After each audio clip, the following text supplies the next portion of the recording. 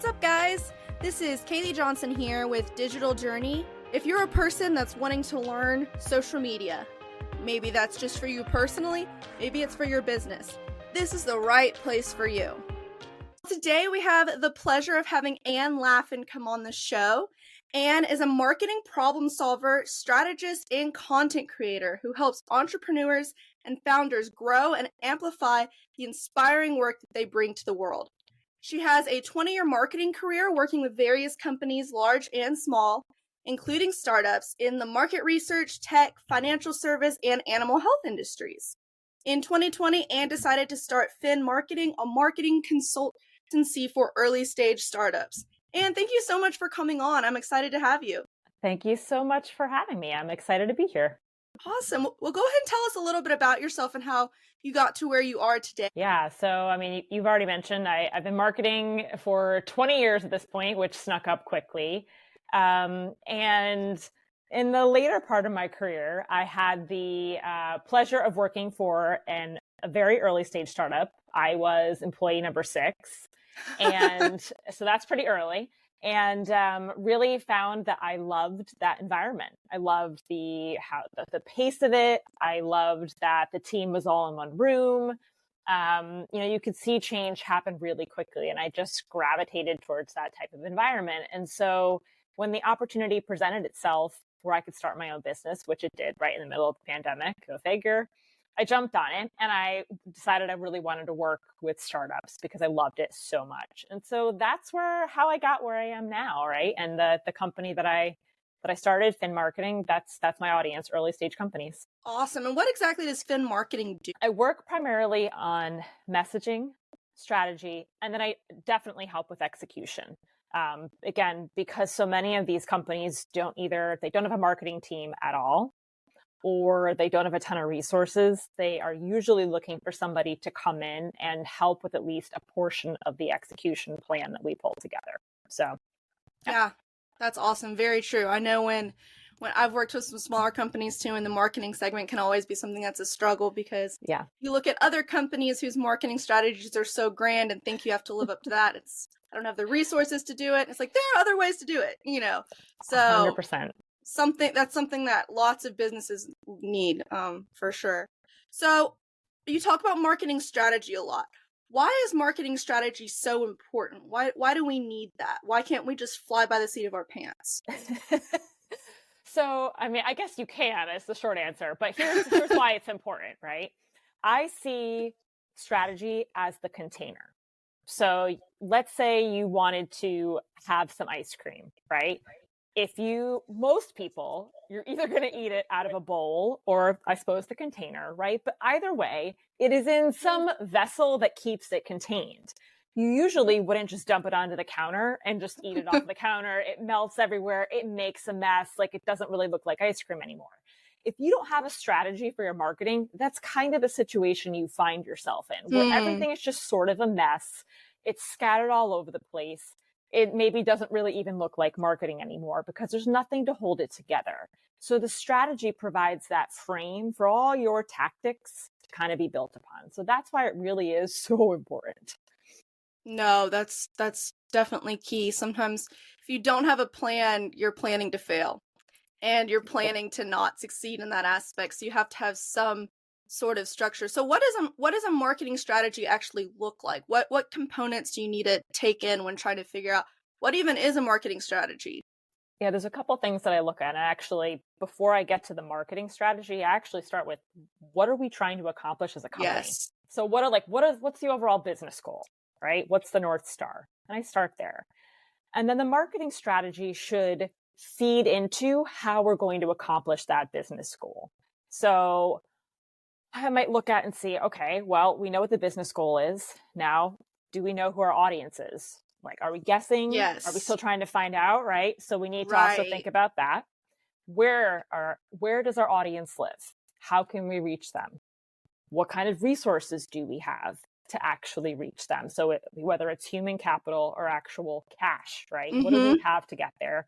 And then I'd pull together a plan of, well, given these circumstances, we need to either bring in X number of leads, or we need to be in X number of channels, or produce X number of content to help get us to this overall business goal. So that strategy usually, to me, gets pulled together in a plan. And that's our guide for how we're going to execute over the course of 3 months, 6 months, a year. No, that's so good. And that's one thing we talk a lot about digital journey is who is your target audience? Because, small businesses, entrepreneurs are normally very creative and have a goal that they want to help someone with. And it might be like, I want to promote this product because it helps people. And it's like, well, if you're aiming to target everyone, you're not going to fulfill your potential. Right. You need to narrow it down to what type of people are you trying to reach? Where are they on? I have so many people since I focus on social media who come on and say, all right, do I need to be on every platform? And I'm like, no, I'm not even on every platform. And that's why having that strategy is so important, because otherwise you can be doing so many different things at once that none of them are going to be extremely good and healthy. Yep. And effective. I think, thinking of your audience here and mine too, that resourcing piece, your example of, should I be on every single channel? How are you actually going to create and sustain content if that were the case, right? And I think that's the question that also needs to be asked of any marketing strategy. Again, is like, can we really support the strategy that we've laid out, right? Sometimes, and I used to do this more in the past, I would start big and then cull down. I've actually now kind of flipped that, where I will start smaller, and then if we actually have more time or find we have more resourcing, I will add to it. But I find that it's easy to get distracted. Yes. It's easy to look at the shiny things, and suddenly the strategy gets really blown out of proportion, particularly when there's not a lot of resourcing. So I think to your question earlier, like, how do we start with the strategy? It's, focusing on that North Star and keeping your tactics and plan feasible, like keeping it honest are all important. Yeah, no, that's very valuable, and something that, if you want to succeed and thrive, and if you want to not waste your time, it's important to have all of those things. And one thing I want to move on and talk about is, I think a lot of times when people think about marketing and social media, we can get the wrong idea and think it's just us telling our message, and we just have to produce content and then something magical will happen. And we forget that, social media was created for that interaction. Right. And it was created to have that connection. So you talk some about messaging. What role does messaging play in a marketing strategy? Is it important to message other people, or should you just hope that they enjoy your content enough and kind of message you? How does that? Yeah, I mean, I think that social media, like it's in the name, is to be social, right? It's not to. Hopefully you're not talking at someone, something all the time. There should be, and right now in my head, I'm actually thinking of LinkedIn. It's where I do the bulk of my own marketing. It's where I would suggest a lot of businesses do some of their social media outreach, because it's a really good channel for engaging, for being social, for sending messages, right? It's sort of built for exactly that. So while I do think there should be, the way that you message, again, using LinkedIn as an example here, needs to also be done strategically. I get really frustrated when I get just these blanket cold outreach that have nothing to do with me, that are clearly automated. Like, I get it. I understand why they're happening, but I don't even respond.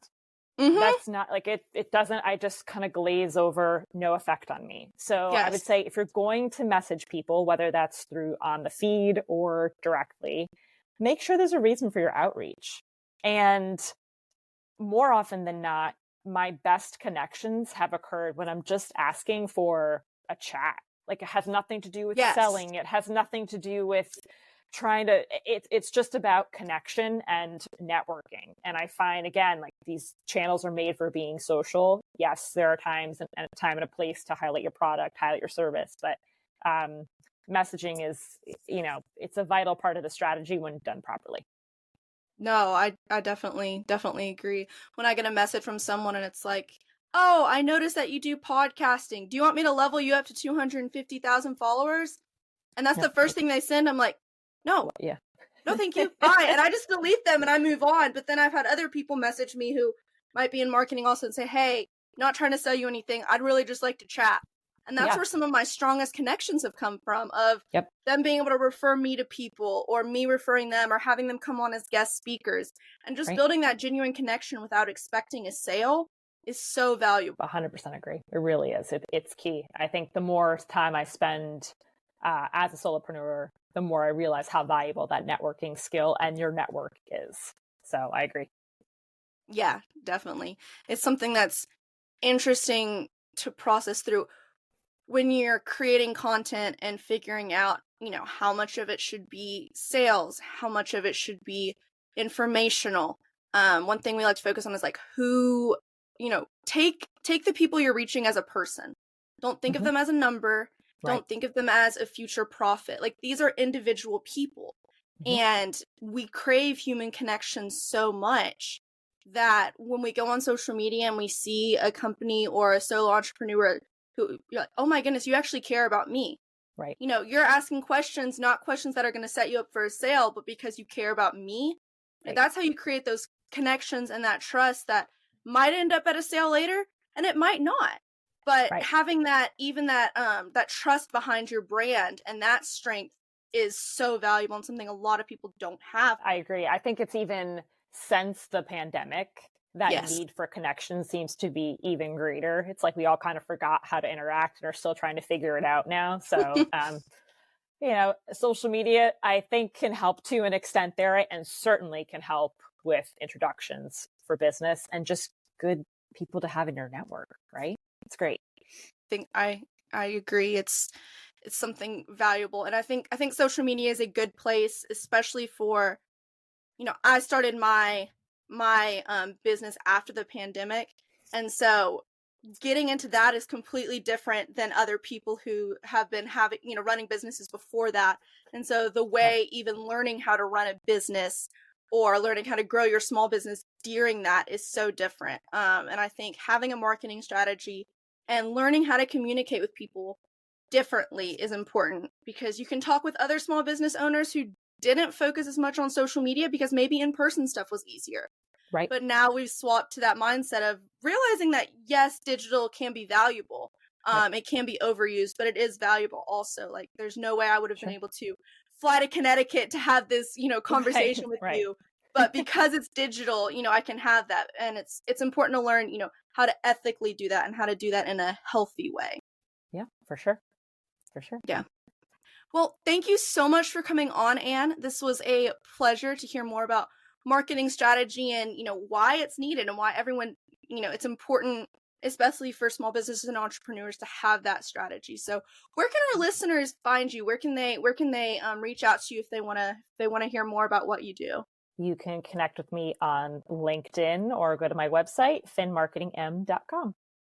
Awesome. And we'll have all of that linked below.